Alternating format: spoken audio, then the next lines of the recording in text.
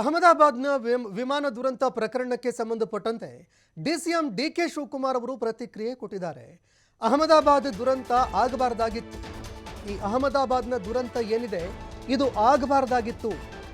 ಯಾವ ದೇಶದಲ್ಲೂ ಕೂಡ ಇಂತಹ ಘಟನೆಗಳಾಗಬಾರದು.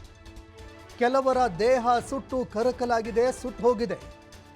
ಕಾಂಗ್ರೆಸ್ ಪಕ್ಷ ಇದಕ್ಕೆ ಸಾಂತ್ವನ ಹೇಳಿದೆ. ಇಂತಹ ದುರಂತಗಳು ಮರುಕಳಿಸಬಾರದು. ನೊಂದವರ ಪರವಾಗಿ ನಾವು ಪ್ರಾರ್ಥನೆ ಮಾಡಿದ್ದೀವಿ ಅಂತ ಡಿಸಿಎಂ ಡಿಕೆ ಶಿವಕುಮಾರ್ ಮಾತನಾಡಿದ್ದಾರೆ. ದುರಂತ ಈ ದೇಶದಲ್ಲಿ ಆಗಬಾರ್ದಾಗಿತ್ತು. ಇಲ್ಲೇ ಪ್ರಪಂಚದಲ್ಲಿ ಎಲ್ಲೂ ಕೂಡ ಆಗಬಾರ್ದಾಗಿತ್ತು. ಬಹಳ ಜನಕ್ಕೆ ಬರ್ನಿಂಗ್ ಎಲ್ಲ ಆಗಿದೆ. ಅದನ್ನೆಲ್ಲ ಅವರು ನಮಗೆ ತೋರ್ಸಕ್ಕೆ ಹೋಗಲಿಲ್ಲ. ಬಹಳ ಇನ್ಫೆಕ್ಷನ್ ಎಲ್ಲ ಆಗ್ತಿದೆ.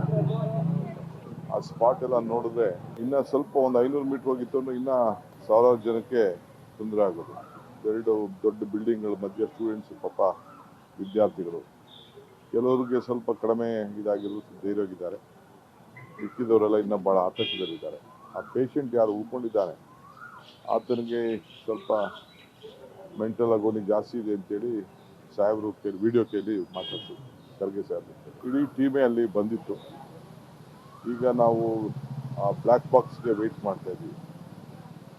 ಆಮೇಲೆ ಆ ಬ್ಯಾಟ್ ಬಾಕ್ಸ್ ಆದಮೇಲೆ ಸೊ ಇಡೀ ಪಕ್ಷ, ಕಾಂಗ್ರೆಸ್ ಪಕ್ಷ ಇದ್ರ ಬಗ್ಗೆ ಒಂದು ಸಾಂತ್ವನ ಇಡುವಂಥ ಕೆಲಸ ಮಾಡಬೇಕು ಅನ್ನೋ ದೃಷ್ಟಿಯಿಂದ ನಾವು ಹೋಗಿ ಅನೇಕ ಪೇಷಂಟ್ಸ್ನೆಲ್ಲ ಭೇಟಿ ಮಾಡಿದ್ದೇವೆ.